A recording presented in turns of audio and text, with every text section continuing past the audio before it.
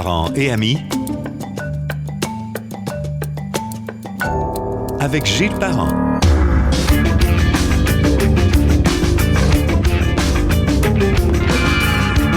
Bienvenue sur Parents et Amis, que l'on peut écouter sur gillesparent.com, sur Spotify, Google Podcasts, Balado de Apple, le canal YouTube également. Aussi, ne manquez pas de télécharger l'application Parents et Amis sans frais sur le Apple Store.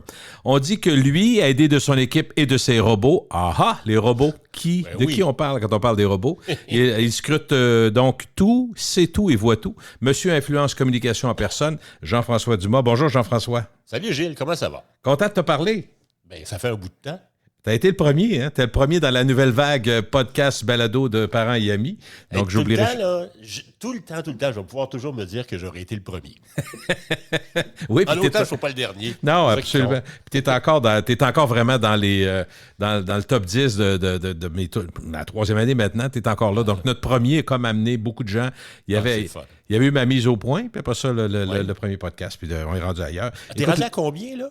C'est ma troisième année. Combien de podcasts? Je ne les ai pas comptés. Parce qu'il y a des années, il y en a eu plus. La deuxième année, à cause de la pandémie, je faisais des fois des paquets de 2, des paquets de 3. Mais je dois être à peu près à 150, d'après moi. Wow. À peu près. Ouais, c'est assez, tu sais, puis c'est entre 35, 40, 45, souvent 1 heure. Fait que j'aime beaucoup la méthode. J'aime beaucoup la liberté. Tu sais, c'est un mot qui est galvaudé beaucoup, mais j'aime beaucoup la liberté et ce qu'on me dit, c'est exactement ce que je recherche. On me dit, ça passe d'une semaine à l'autre de toutes sortes d'affaires. J'ai dit, c'est ça que je faisais comme entrevue. Je pouvais faire une entrevue comme là avec toi. On va regarder le poids média, on va regarder comment ça se passe, qu'est-ce qui a été marquant. On a des sujets, pas à peu près, des gros sujets. Mais la semaine d'après, ça peut être Isabelle Huot parler de nutrition. Après ça, on peut parler avec Martin Derico pour parler de patinage immobilier. J'aime ça qu'on varie. Puis ça amène les gens à être curieux et à écouter. Puis la façon de faire des podcasts, c'est pas parfait le podcast par rapport, par exemple, à la radio que j'ai connue pendant 40 ans, mais ça a des avantages. Il y a un côté, avec la technologie d'aujourd'hui, Jean-François, tu sais que dans le temps, ça prenait un fil, line-in, puis tout ça. Fallait que tu veuilles dans l'auto, là, tu comprends? Mais là, en plus, ce qui est le fun, parce que tu as assez de métiers, tu le sais, tu n'as pas de format à respecter. Tu n'as pas besoin d'aller à la pause à écart, tu n'as pas besoin... Non. Et comme, c'est drôle parce que j'en ai fait quelques-unes des entrevues avec toi. Et tu fais des podcasts aussi? Oui, des podcasts, mais bien avant aussi quand tu faisais de la radio. Et là, je me souviens, un des classiques avec toi, à chaque fois je te le demandais combien de temps ça va durer. Tu me disais tout le temps, tant que c'est intéressant, on continue. Mais c'est vrai. Ben, le podcast, c'est la même affaire, mais avec plus de liberté encore. Oui. Et tu peux le faire, la durée que tu veux, le format que tu veux. Et ce que j'aime, je vais être têteux un peu, mais dans la série de podcasts que tu as faite, je ne savais pas combien tu en avais fait, mais il y a des classiques. Oui, déjà. Le genre de podcast que tu vas réécouter, ça fait 2-3 fois que tu vas réécouter parce que, wow! Oui. Des entrevues là, avec Dumas, Alain Dumas, avec Arthur et d'autres. Là, il y a des entrevues qui vont rester, qui vont traverser le temps. Oui, c'est ça. C'est déjà des classiques, effectivement. C'est curieux parce qu'on est au début du mois de mai 2022. Je le dis parce que ceux qui écouteront un podcast en 2070 vont se dire « c'est en 2022. » Il faut penser à la postérité. On a une période, j'ai rarement vu autant de sujets polarisants et majeurs. On a vu depuis 2001, on s'est toujours... Dans le fond, on se disait, depuis la crise il y a eu la crise des subprimes à la fin des années 2008-2009. Avant ça, il y a eu 2001, évidemment, le 11 septembre. Mais on dirait qu'avant ça, les gros sujets, ça avait été la Deuxième Guerre mondiale, puis après ça, la mort de Kennedy, une couple de grands pans de l'histoire. Mais là, depuis une dizaine d'années, c'est fou le nombre de sujets qui viennent galvaniser, qui viennent vraiment nous turlupiner et nous déranger un peu, et même pas mal. Parlons par exemple, de ce temps-ci, on est sur la fin des célébrations de tout l'amour qu'on avait pour Guy Lafleur, donc les funérailles. Au moment où on enregistre, c'est le jour des funérailles. Après ça, il y avait eu Mike Bossé. C'est pas la même intensité que Guy Lafleur, mais quand même, ça a marqué beaucoup. 2 légendes. Additionné à ça, la pandémie qui finit plus, qu'on pensait qu'après 3 mois serait arrêtée, mais c'est pas fini. La guerre en Ukraine qui... sincèrement, surprend tout le monde, dérange tout le monde. C'est un des sujets qui me dérange le plus. Vraiment, j'ai l'impression, Jean-François, je t'en parlerai tantôt, j'ai l'impression que je regarde ça comme un curieux, puis qu'on fait rien. Je sais bien qu'il se fait des choses, mais à tous les soirs, voir ça à la télé, des gens, il y a 20 morts, les gens sont cachés, ils ont tout perdu. Puis l'autre affaire qui nous dérange aussi pour ce qui est de l'Ukraine, c'est que quand on regarde des villes comme Kiev, c'est des villes qui peuvent ressembler à Barcelone, qui peuvent ressembler à des belles grandes villes modernes, métro, tramway, les supermarchés. C'est pas des vieilles villes comme on voit des fois dans les vieux reportages russes. Là. Puis en Russie, il y a des belles villes aussi, là, mais tu comprends? C'est comme si on se dit, oh, OK, c'est ça, là. C'est une guerre à la façon des années 50, avec des moyens plus récents, mais qui somme toute sur le terrain, comme on pensait qu'on n'en verrait plus. Et l'image qu'on a à la télé, ça ressemble à des villes à la fin de la Deuxième Guerre mondiale. Il y a des pans de la ville qui n'existent carrément plus. Oui, c'est ça, effectivement. Puis, fait que tu trouves pas, on se sent impassible, on se sent vraiment. Moi, personnellement, je sens que je dis pas que les gouvernements font rien, mais tu sais, ce qu'ils font, on a l'impression que c'est pas ça qu'ils ont besoin. Puis en même temps, il y a toujours la menace. Ouais, mais si on en fait trop, ça va être la Troisième Guerre mondiale. Finalement, on veut pas le dire, mais ça ressemble à quoi ce qu'on vit là? T'es d'accord que ça ressemble pas mal à ça?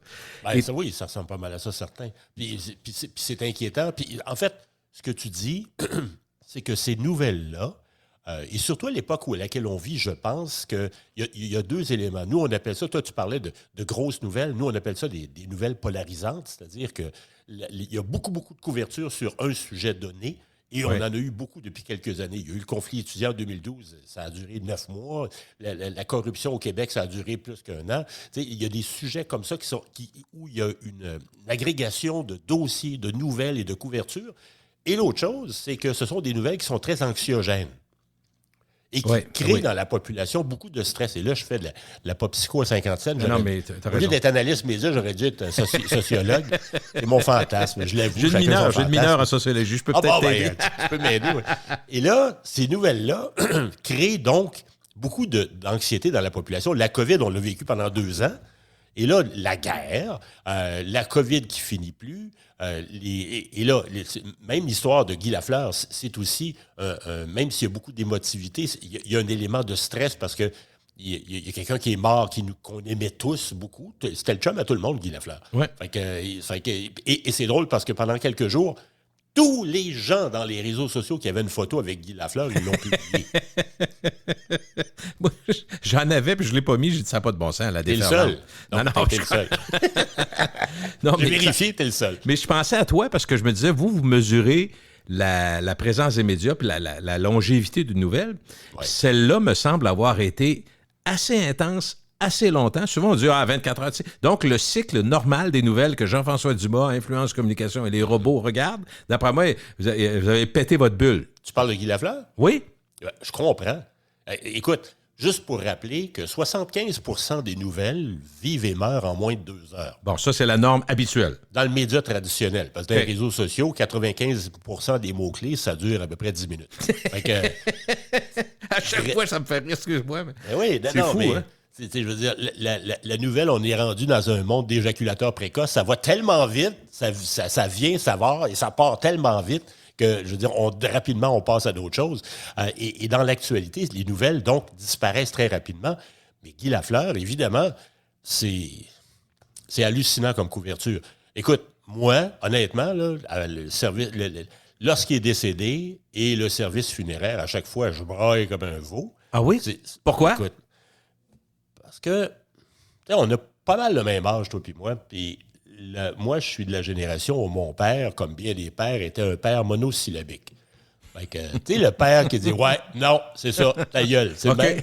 Bon, fait que c'était pas des longues conversations, sauf quand mon père s'installait devant le Canadien, il écoutait Guy Lafleur. Oh. Et là, mon père était de bonne humeur, et là, mon père me parlait. Et là, j'avais une relation avec mon père. Wow. OK, ça fait que ça te ramène à ton père. Ouais. Et Guy Lafleur, en fait, Guy Lafleur, c'est pour moi, c'est sûr que je l'ai vu jouer, je l'ai aimé, puis j'ai aimé le personnage, puis tout le monde, il ressemble à tout le monde, et tout le monde a aimé Guy Lafleur, et il a ressemblé, il a été le chum à tout le monde. Mais pour bien des gens comme moi, c'est plus que ça. Comme bien des gens, Guy Lafleur aurait été un pont avec mon père. Puis tu sais comment c'est important, pouvoir, d'abord, avoir des privilèges étant jeune. Moi, je me rappelle, pour dire comment c'était important pour nous à une époque, les 30 ans qui nous écoutent vont dire, voyons, c'est quoi cette affaire-là? Mais ils ont peut-être déjà entendu ça, le radotage dans leur famille. Mais moi, par exemple, le hockey, dans le temps, c'était le samedi soir, puis après ça, il y a eu le mercredi soir. À la TV. Oui, bon. oui, je me souviens. Le samedi soir, nous autres, il y avait une séquence. Souvent, mes parents allaient soit souper au restaurant, quelque chose comme ça, puis on était contents, on se faisait garder. Quand on se faisait garder, il y avait les arpents verts à 7 h du soir, Cher Oncle Bill à 7 h 30, puis à 8 h le hockey. Hey, c'était toute une soirée. Puis il y avait la soirée canadienne aussi. Ah oui, là. aussi. À l'autre poste. À l'autre poste, effectivement. Ouais. Mais ce que je veux dire, c'est que ça me rappelle un moment, c'était le fun le samedi soir. Puis en hypocrite, on avait une petite liqueur Pure Spring ou une autre. Non, mais tu sais, les caisses de 24 qui passaient dans les rues, là. Oui. Et un sac de chips. Imagine-toi, c'était la fin du monde. Alors, quand, par exemple, il y avait un match de hockey que mon père l'écoutait, souvent, je pouvais écouter la première période. Mettons que j'étais jeune, en bas de 10 ans, là, tu sais, mercredi soir ou samedi. C'est encore plus vrai le mercredi soir, mais mettons samedi soir. Première période, après ça, ben là, votre coucher est assez tard. Mettons 9 h 15, parfait. Puis là, je suis en pyjama, puis des fois, l'escalier, la télé était dans le salon. Je descendais l'escalier. Mon père me voyait. Moi, je pensais qu'il me voyait pas, mais là, j'étais sur le coin, puis je regardais la télé. Je voulais voir un petit peu la télé. Puis des fois, le plaisir qu'il y avait, c'était de me faire croire qu'il me voyait pas. Là, mettons, après, presque la deuxième période, Gilles, qu'est-ce que tu fais là? Tu sais pas coucher? Va te coucher. Mais il savait que j'écoutais. Fait que, tu sais, les privilèges, écoute, on est ailleurs, là. Mais le hockey a été fédérateur, a été un ciment pour tellement de familles. Puis ce que tu dis, je trouve ça émouvant parce que je sais que c'est vrai. Puis je sais qu'il y a bien des gens que moi je connais qui effectivement ont dit, j'avais deux pères, le père habituel puis le père quand il y avait du hockey. Exactement. Puis autre élément, mon père, ça j'ai hérité de lui parce que je fais la même affaire, mon père s'endormait devant la télé. C'est pas vendeur avec nos blondes, hein? Non, mais c'est ça. Mais je trouve que c'est le meilleur somnifère, c'est le meilleur moyen de contraception sur la télé. Là. Mais et là, mon père, lorsque Guy Lafleur avait une mauvaise soirée, ça arrivait, où il n'était pas spectaculaire, là, mon père avait tendance à s'endormir plus de bonne heure sur le divan. Et là, mais c'est parce que ce qu'il y avait de le fun aussi, c'est que quand ça arrivait, c'est que mon père s'endormait, donc je veillais plus tard. Parce qu'il passait à veiller endormi sur le divan. Correct, là. Il ne me disait pas d'aller me coucher. Fait que là, j'écoutais la game. Puis là, j'amenais mes petits bonhommes, puis je jouais dans le salon. J'avais du fun. Puis là, j'avais un break pour l'éveiller grâce à la mauvaise soirée de Guy Lafleur. Donc, c'était toujours grâce à Guy Lafleur.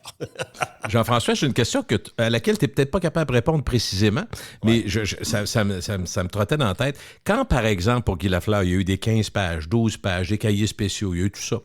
Quand on arrive, mettons, 5 ans, 10 ans plus tard, puis qu'on revient à un anniversaire, ça fait 10 ans qu'il Lafleur est mort. Est-ce qu'on a fait un ménage où on choisit uniquement ce qui a été marquant? Parce qu'il y a tellement de choses qui ont été écrites. Tu sais, des fois, tu dis, on pourrait faire le tour de la Lune 3 fois avec ce qui a été écrit ou sur certains sujets. Est-ce que le temps fait qu'on garde uniquement les moments charnières? Ben, écoute, comme citoyen, écoute, je pense qu'on essaie dans quelques années, on va essayer de repasser au travers toute la couverture parce que c'est un moment important. Ce qu'on a vécu, là, c'est non seulement la vie de Lafleur, mais également son service funéraire, ça a été grandiose. Tous les témoignages, ça a été gigantesque. Je pense qu'on va essayer d'en voir et d'en revoir le plus possible. Mais c'est sûr qu'on va en échapper avec les années. Est-ce qu'il y a eu... on parlait d'éclipse, oui, mais rapidement, les gens, on a l'habitude quand même de stanner. Fait que moi, je fais partie de ceux qui, à un moment donné, me disaient, si ça fait 15 de ses coéquipiers ou ex-coéquipiers qui disent qu'ils l'ont aimé, j'ai pas besoin d'en entendre 45, tu comprends? Sans dire que je me suis complètement tanné, j'ai décroché un peu. Fait que je me disais, je sais pas, j'avais hâte de voir, parce que j'ai quand même un cours en journalisme, puis c'est toujours intéressant, toi, c'est la même chose, voir comment les médias vont traiter ça. Je me disais, est-ce qu'ils vont tout le temps ouvrir à Guy Lafleur? Est-ce qu'ils vont mettre la guerre en premier? Est-ce qu'ils vont... Tout dépendait de la nouvelle. Est-ce qu'ils vont reléguer un petit peu plus loin? Finalement, ça a tenu pas mal. C'est ça qui m'a étonné. Et c'est sorti des pages de sport. Oui. Parce que Guy Lafleur, avec les témoignages des politiciens, des gens d'affaires, on l'a sorti de la section sport. Donc, c'est devenu vraiment transcendant. Et pas juste au Québec, parce que la semaine où il est décédé, au Québec, évidemment, c'était la nouvelle numéro 1. Mais au Canada, ça a été la 4e nouvelle de la semaine. Nous, au Québec, ça n'arrive jamais qu'une nouvelle hors Québec domine dans nos palmarès, mais au Canada, ils ont une vision beaucoup plus horizontale de l'information. Ils s'intéressent à ce qui se passe ici. Et anecdote comme ça, depuis qu'on collige des données, depuis que ma business existe, depuis le début des années 2000, donc dans l'histoire contemporaine du Canadien, si je puis dire, la nouvelle la plus médiatisée sur le Canadien, ça avait été le décès de Jean Béliveau. OK.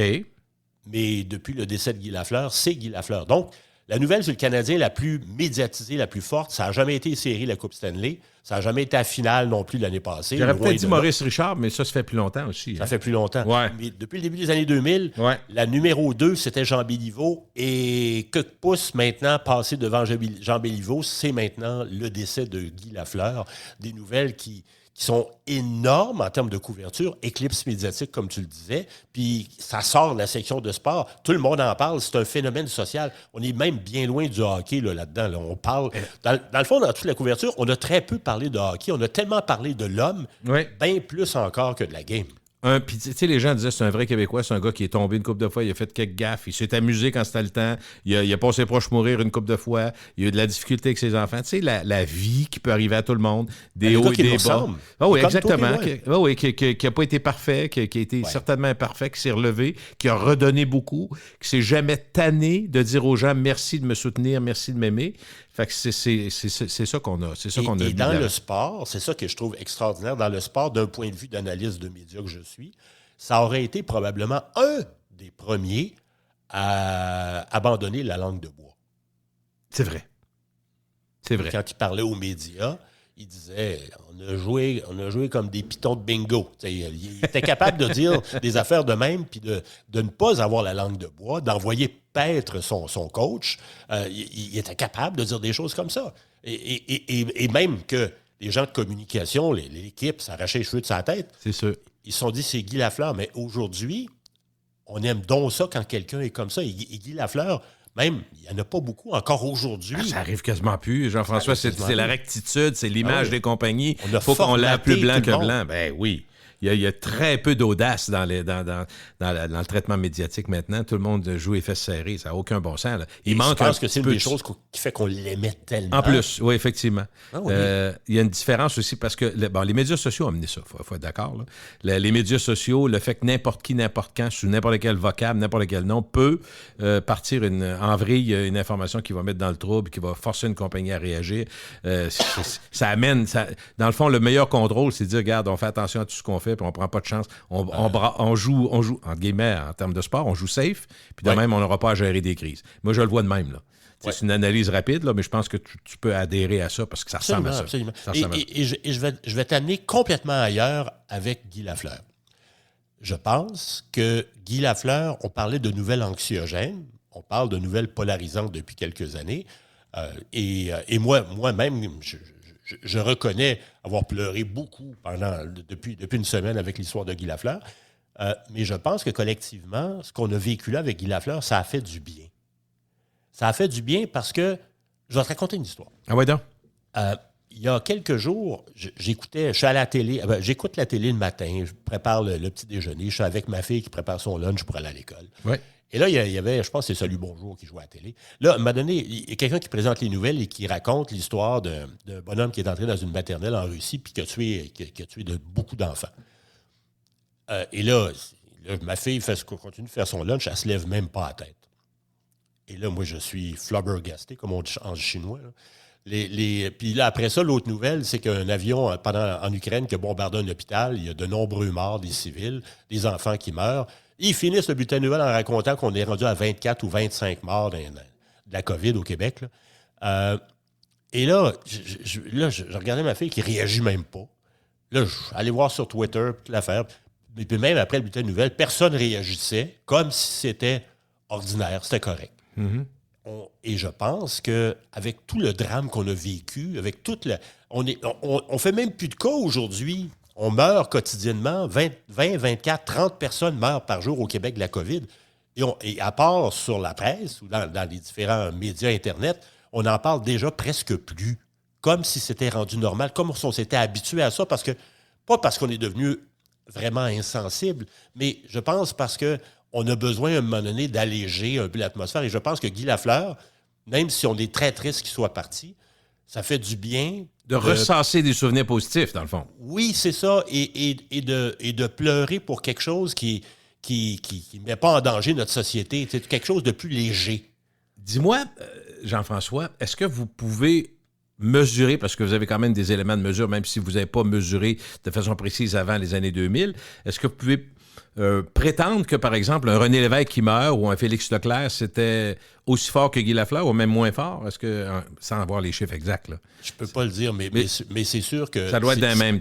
C'est un grand parmi les grands en termes de couverture, en termes de témoignages. Tous les jours, depuis qu'il est décédé, il y a des nouveaux témoignages. Il y a quelqu'un qui a besoin de témoigner. Oui. Et je pense que ça fait du bien. Je veux dire, ça fait du bien de pleurer pour ça. Ça fait du bien d'alléger un peu. Encore une fois, c'est un drame qu'il soit mort. Mais, je veux dire, comme société, parce qu'on finit, je pense, l'actualité est tellement anxiogène depuis quelques années qu'on finit par s'habituer au drame, où on finit par s'engourdir, où on fait semblant de ne pas voir ni d'entendre parce que c'est too much. Tu sais, je veux dire, là, actuellement, là, on ne parlera pas. Il va faire chaud l'été prochain, je te l'annonce. Là. C'est comme dans tous les étés, il y a des périodes de chaleur. Et il n'y a pas plus de climatisation dans les CHSLD, mais on n'en parle pas. Il y a des vieux qui vont mourir l'été prochain, mais on n'en parle pas. On ne s'y intéresse pas. Il y a un paquet d'affaires comme ça qu'on sait qui vont arriver. Il y a des choses, il y a des nouvelles dramatiques. Et on a tellement vécu de drames, et on a tellement été exacerbés par le drame humain depuis quelques années. C'était devenu tellement courant que, à un moment donné, ou bien on s'habitue à ça, ou on se tourne la tête, ou on ne regarde pas, on n'en parle pas, parce que ça nous crée trop de stress. Tout le monde pleure pour Guy Lafleur. Il n'y a pas personne, il n'y en a pas un qui a cligné des yeux avec la maternelle qui s'est fait flinguer par le vieux fou en Europe. Là. Tu comprends? Il y en a qui ont décroché complètement, qui n'écoutent plus. Ils disent tout le temps pareil, la guerre. Fait il y a quelque chose... Mais juste revenir, si on est capable de clore sur Guy Lafleur, la question suivante, qu'on va probablement se poser dans un barbecue cet été entre chums, c'est peut-être déjà commencé, à la Ligue de balle. On va parler de l'affaire de Lafleur. Certains vont dire, là, ils ont poussé pas mal, ils n'ont trop parlé. D'autres ont dit, j'en revenais pas comme il était aimé. La question suivante, ça va être, mais qui, dans les gens qu'on connaît, purement québécois, qui pourrait un jour, à son décès, amener une déferlante aussi grande? Est-ce que ça se peut? Et là, tu es obligé de penser à une Céline Dion, dans le sens où tu dis la seule personne qui est superstar, que tout le monde connaît. Mais en même temps, là, quand j'essaie de les comparer vite fait, je me dis ça marche pas pantoute. La comparaison ne marche pas. Ça va toujours être boiteux. Mais puis c'est toujours en bête. Je sais pas si tu pensais à ça, toi? Oui, j'y ai pensé, puis avec beaucoup de pudeur, parce que analyser la mort de quelqu'un... On ne souhaite pas, là. On se dit juste qui pourrait arriver à la cheville ou à la hauteur d'un impact comme Guy Lafleur, dans le fond. On a des grands Québécois qu'on aime beaucoup. Tu as parlé de Céline. Ginette Renault en fait partie. Gilles Vigneault aussi en fait partie. Absolument. Et je pense que ce sont des grands où on va vivre de grands deuils nationaux lorsque ça va arriver. Ouais, puis en même temps, c'est pas un concours de savoir... c'est ça. Ça devient un peu ridicule. On sait que c'est des gens qui ont marqué, qui ont un talent exceptionnel et qui vont certainement avoir le droit à un respect extraordinaire et à un merci pour ce que vous avez donné. Tu as raison.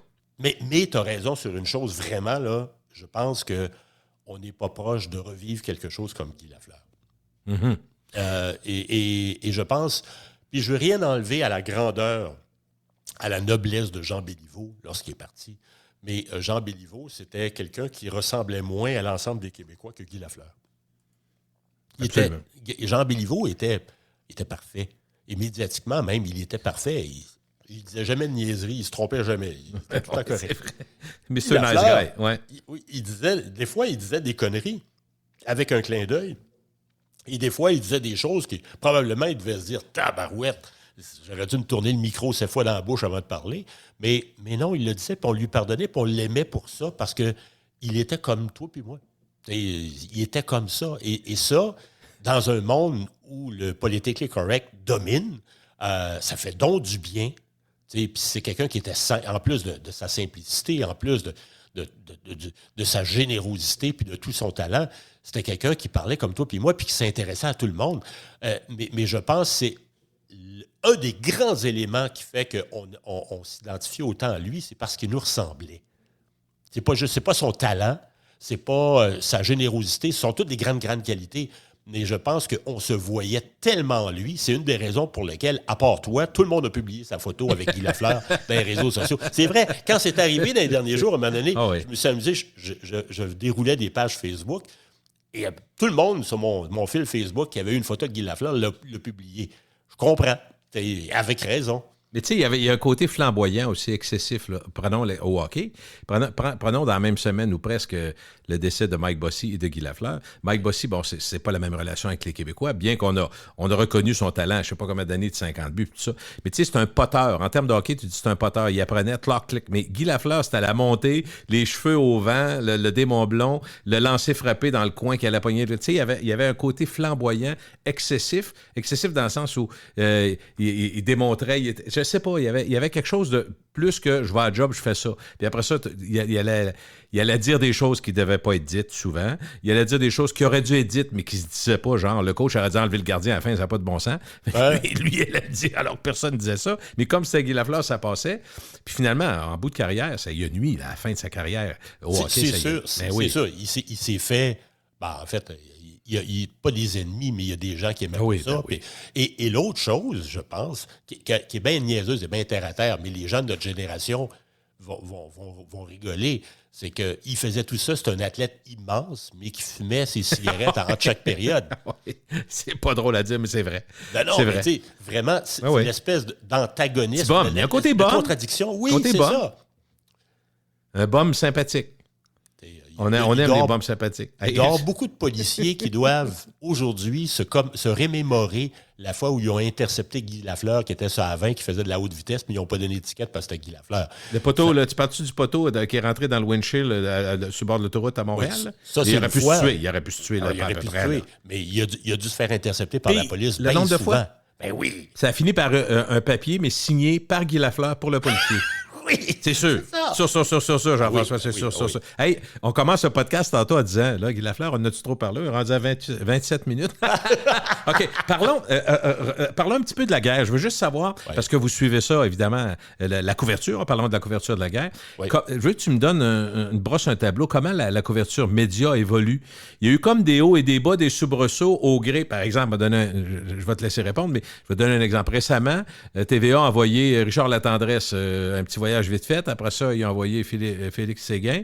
Fait que là, ça a amené ça a ramené en première position la guerre parce qu'il y avait un correspondant sur place. Fait que, est-ce qu'au fil du temps, on s'en est un petit peu... On a commencé à baisser la cadence de la couverture? Absolument, absolument. Écoute, régulièrement, ça ne fait pas le top 5. Depuis quand? Là? Depuis une couple de semaines? Ben? Depuis une couple de semaines. Parce que, oui, c'est important, puis on en parle. Mais je veux dire, il n'y a pas d'éléments majeurs qui font en sorte qu'on en parlerait, et particulièrement au Québec, parce qu'il n'y a pas de Canadiens, de Québécois là-bas, ou à peu près pas. Ça fait que ça diminue notre intérêt. Nous, on a vraiment besoin de se voir dans la nouvelle. Ah, Seigneur, ça, tu touches un point, on pourra en parler 15 heures de temps. C'est loin. Tu sais, je me souviens, c'est un classique, ça. Tu sais, je vais donner l'exemple.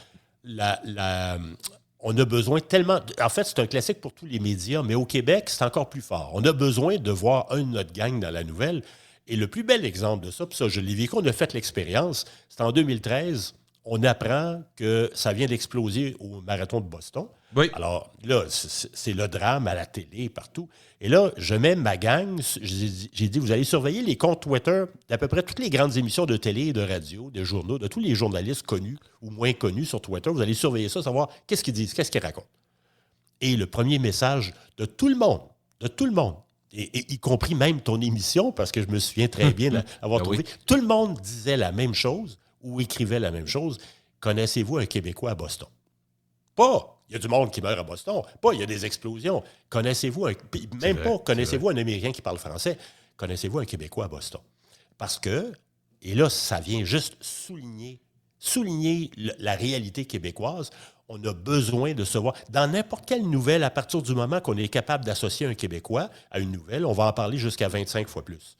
Parce que, et pour les gens qui ne connaissent pas ça, dans les écoles de journalisme, on enseigne la théorie de la mort kilométrique, c'est-à-dire que tu vas prendre le nombre de kilomètres qui distancie l'auditoire d'une nouvelle, divisé par le nombre de morts. Autrement dit, il faut qu'il y ait beaucoup de morts pour qu'on en parle. Plus il y a des morts, plus on va en parler.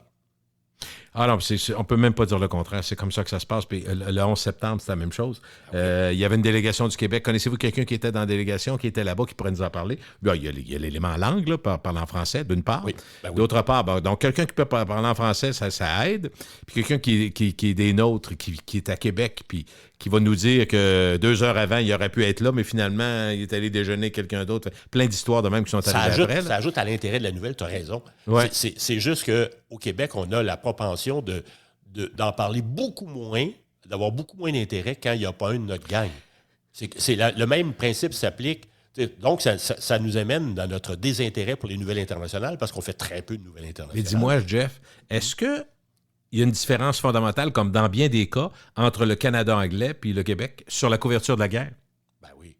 Oui? C'est frappant? Au Canada anglais, on va maintenir un intérêt. Et on continue. Il y a un beat. Il y a un beat guerre. OK, parfait. Okay. Aujourd'hui, là, c'est notre 10 minutes à la guerre. Au Québec, on va en parler, mais là, à un moment donné, c'est à la fin du bulletin de nouvelles. C'est en complément d'information où il y a toujours la guerre, mais il n'y a pas de grand dossier nouveau. Et donc, s'il n'y a pas de Québécois, s'il n'y a pas un grand élément sensationnel, on va parler du jour de la Terre, comme la semaine où Guy Lafleur est mort. Guy Lafleur, c'était un nouvel numéro 1. Après ça, c'était le jour de la Terre. Les présidentielles françaises, Sunwing qui s'était fait critiquer avec ses problèmes informatiques, oui. Et le procès de Carl Giroir à Québec. Mais il n'y a pas du tout d'Ukraine là-dedans, là. OK. Et pourtant, on continuait de mourir en Ukraine. Il y a des hôpitaux qui se faisaient bombarder, puis c'était épouvantable. Et donc, Puis alors qu'au Canada, pendant cette semaine-là, il n'y a pas eu de grand éclat en Ukraine, mais l'Ukraine a occupé la 5e position à travers le pays. Donc, au Canada anglais, on en parle beaucoup plus qu'au Québec. Et quels sont les pays qui en parlent le plus? Je serais porté à dire la France, l'Angleterre. Est-ce que je me trompe? Les pays, les plus vieux pays, l'Italie, je sais pas. Je n'ai pas fait l'inventaire, Okay, je peux pas te le dire. Mais je te dirais, tu as sûrement raison, en Europe, on va en parler abondamment. D'abord, ça se passe en Europe, là, qu'on le veuille ou non, l'Ukraine, c'est proche. Là. Assurément. Puis les États-Unis, c'est comme un bruit de fond, mais aux États-Unis, c'est amusant parce que même s'il y a un lien direct avec les États-Unis, il n'y a pas énormément, toute proportion gardée, il y a très peu d'intérêt dans les médias américains pour ça, à part les grandes chaînes. Là. Dans les médias américains, quand tu creuses un peu dans les journaux en région, c'est pas un dossier qui est très, très, très, très, très populaire. Les Américains font pas beaucoup de nouvelles internationales. Ils font de l'international quand ils sont impliqués dans un dossier. Ouais. Mais habituellement, comme ils sont impliqués dans tout, par définition, ils font beaucoup d'international. Mais là, dans ce cas-là, il n'y a pas, à part les grandes chaînes nationales, il n'y a pas énormément d'intérêt pour l'Ukraine dans la presse américaine. C'est étonnant, mais c'est le même. Et ce qui a changé beaucoup, parce que depuis 15 ans, on l'a demandé puis on l'a promis. La grosse image, c'est les Américains qui disaient, écoutez, on a des catastrophes naturelles ici aux États-Unis. Arrêtez d'envoyer nos hommes, nos militaires aider le monde partout dans le monde. Venez donc nous aider. Tu sais, quand ça a commencé, Katrina, tout ça, ça a été majeur là, dans la suite de la présence des militaires américains à l'étranger. Depuis ce temps-là, les Américains ont donné beaucoup d'argent, ont donné beaucoup d'équipements militaires, entre autres à l'Ukraine. Mais la réalité, c'est qu'on n'enverra pas d'hommes là, ni de femmes. C'est ça que les Américains disent, si j'ai bien compris. Et les gens qui auraient envie de critiquer, qui nous écoutent et qui critiquent les médias en disant « Mon Dieu, les médias sont déconnectés. Ouais. » Bon, bien, parfait, lâchons les médias, allons juste sur Twitter. Pendant la même période, on a identifié les mots les plus populaires sur Twitter au Québec. Le 5e mot le plus populaire, c'est « Joyeuse Pâques ». Après ça, c'est District 31 en minuscule. Macron, District 31 en majuscule. Et le premier mot clé, le plus populaire pendant cette semaine-là, c'était Guy Lafleur. Il n'y a pas d'Ukraine non plus. Donc, même les gens qui tweetent, qui jasent dans les réseaux sociaux, ouais, c'est ça, avaient plus ou moins d'intérêt aussi. C'est un peu comme la saucisse à grade. Les médias traditionnels vont en parler moins, les médias sociaux vont moins réagir et vice-versa. Là, ça va en prendre plus. Quand ça fait 70 jours comme là de guerre, ça va prendre quelque chose de plus gros, puis de vraiment majeur, puis d'épeurant, des mesures pour que le monde, que ça revienne front, puis que tout le monde ne parle que de ça. C'est ça, parce que là, il y a de l'usure actuellement. Ouais. Ça fait longtemps qu'on en parle. Il n'y a pas beaucoup de choses nouvelles. C'est moins populaire. J'avais un questionnement pour une compagnie comme vous, qui avez des clients québécois et qui évidemment, qui rayonnent à l'international. Jean-François, tu en as parlé souvent. On peut imaginer bien des compagnies comme ça, mais... le fait qu'il y ait de la censure opérée par Moscou et la Russie. Donc, est-ce que vous êtes capable quand même d'avoir un pouls pour la couverture en Russie et en Chine, par exemple, parce que c'est très contrôlé en Chine, mais encore plus en Russie en temps de guerre? Est-ce que vous êtes capable de faire la part des choses ou vous prenez... J'essaie de voir. Ma question, c'est pouvez-vous contourner les règles de censure russes ou vous n'avez pas de clients qui veulent rien savoir de la Russie? Je ne sais pas. Là. En fait, on ramasse beaucoup de médias à peu près dans la plupart des pays. Là où on a plus de... Le pays, un des pays où on a le plus de misère à entrer ou du moins ramasser des journaux parce ils les rendent moins disponibles ou pas disponibles au reste du monde, c'est la Corée du Nord. Okay. Parce qu'à part ça, la plupart des médias, évidemment, moi, je ne peux pas contrôler la nature de l'information qu'il y a dans le journal. Mais la plupart des journaux qui sont disponibles en Russie ou en Chine, on y a accès, nous autres. OK. Donc, on est capable. Mais, pour te donner une idée, OK, je vais te raconter une histoire, puis peut-être que ça n'a aucun rapport avec la réalité, mais tous les gens dans mon industrie qui surveillent l'information et qui diffusent l'information à des gouvernements comme moi, parce que moi, tu as un gros client, toi, c'est le gouvernement du Québec, entre autres? Gouvernement du Québec, gouvernement du Canada, fédéral, okay. Les grandes corporations. Et au Canada, il y a d'autres gros groupes, Press Display, qui diffusent des journaux à travers le monde. Et qui, Journal du Québec, Journal de Montréal, sont sur une plateforme de Press Display. Donc, tous ces gens-là, toutes ces organisations-là, depuis le début de la guerre, ont été piratées. Moi y compris. Hein? Ça a donné quoi, mettons, pourquoi pirater? Comment tu l'as su a posteriori? Comment? Des attaques solides où, à un moment donné, nos systèmes, pendant quelques heures, ne marchent plus. Oh! C'est des attaques étrangères. On ne sait pas d'où ça vient. Mais est-ce que tu sais tout de suite que tu es attaqué, toi? Parce que tu es assez blindé, vous avez des systèmes assez solides? Oui, mais on le sait tout de suite. Okay. On prend des mesures, mais on a été attaqué solidement. Et à un moment donné, il y a des parties de nos opérations qui ne marchent plus pendant quelques heures. On est obligé d'intervenir. Press Display, pendant plusieurs jours, presque une semaine, n'ont pas été capables de distribuer Journal de Québec, Journal de Montréal. Et c'est un gros groupe, plus gros encore que le mien. Okay.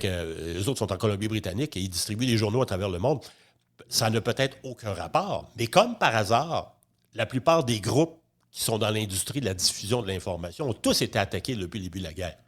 Est-ce que vous savez éventuellement la genèse de ça ou si vous n'arrivez pas à le savoir? On ne le saura jamais. Deuxièmement, c'est que comme je suis une petite PME, je n'ai pas les ressources pour enquêter à savoir d'où ça vient. Moi, ma job première, c'est de protéger mes systèmes, s'assurer que ça marche demain matin. Mais quand il y a des attaques comme ça nous fait peur parce qu'on se dit « Wow! » Nous autres, on n'est pas... J'ai pas une armée d'informaticiens, voilà. Là. Je m'organise avec les moyens qu'on a, avec des consultants, toute l'affaire. Et malgré ça, tout le monde s'est fait attaquer. Ça te rend plus nerveux, pareil, pour la suite des choses. Tu te dis, il ne faudra pas que ça arrive souvent. Là. On ne le dit pas trop fort. Mais non. On ne veut pas insécuriser personne. Puis les clients ne s'en sont pas aperçus. Mais tabarouette, on a travaillé fort. Ça a dû pédaler, effectivement, M. Dumas, j'imagine. Je veux qu'on parle un peu de la pandémie parce que, tu sais, je pense tout le temps à toi. Tu as 1 heure, 2 heures, une journée, une demi-journée, puis next, la nouvelle, puis tu sais, bon, comment ça meurt vite. Je me disais, 2 ans, c'est quand même une éternité en termes de médiatique. Oui. La courbe d'intérêt ou du désintérêt, est-ce qu'elle est en décroissance complète ou comment ça marche? Écoute, les 2 premiers mois de la pandémie, c'était plus de 80-85% du contenu au Québec qui portait là-dessus. 2021, ça a été 20%. Et là, on est en décroissance. Okay. C'est sûr qu'on est en décroissance constante et c'est tout à fait normal. Il y a 2 choses qui m'inquiètent, c'est que les gens qui nous écoutent ont toujours cette impression-là, c'est que plus les médias vont parler d'un sujet, plus c'est important, plus ils deviennent sensibles, moins on en parle, plus on se désensibilise. Et quand on se désensibilise, des fois, les gens sont moins prudents. Oui. Et donc, c'est tout le temps ça, un peu le risque pour la société. On a moins d'oreilles pour la nouvelle à ce moment-là. Oui, tu sais. Pas encore la pandémie. La maudite COVID. Fait que oui, c'est facile de passer à autre chose. Hein? Tu sais, là, même si toi et moi, on se mettait à chialer contre le masque, c'est pas ça qui va nous protéger contre la COVID. Chialer, c'est pas ça et être impatient, c'est pas ça qui va nous protéger contre la COVID. Qu'on soit pour ou contre le masque, c'est pas le fait d'être tanné qui va plus nous protéger. Cependant, on en est un peu là. On entend chialer puis chialer. Il est temps qu'on enlève le masque. Oui, mais si ça nous protège, on peut se le garder encore un petit peu plus. Il y en a qui vont faire à leur tête, c'est le cas de dire. Moi, je fais partie de ceux qui vont avoir des masques dans le coffre à gants de mon char tout le temps. Là. Ben oui. Et donc, le rôle des médias par rapport à une nouvelle comme ça, c'est important. Alors, quittons la COVID, puis pour appliquer ce principe-là ailleurs, un des secteurs d'information qui est en baisse depuis de nombreuses années au Québec, puis là, alors qu'on est en plein dedans, c'est la saison de l'impôt. Année après année, depuis 20-25 ans, il y a une diminution de notre intérêt pour la saison de l'impôt, alors qu'il y a 25-30 ans, à cette période-ci de l'année, il y avait toujours un comptable à chaque année qui venait régulièrement nous dire comment fourrer l'impôt cette année. Il nous disait, bon, bien, cette année, le truc, si vous voulez sauver de l'impôt, annoncez ça, déclarez ça, faites ci comme ça. Et maintenant, on a tellement peur d'ennuyer les gens qu'on n'en parle plus. Et c'est quoi l'impact? Tous les analystes disent que, globalement, au Québec, année après année, on met de moins en moins d'argent de côté dans nos REER. Parce qu'on n'en parle plus. On n'en parle plus. Les gens sont moins sensibles. Si on en parle moins, les gens se disent, bon, ils C'est moins important. sont moins importants. Plus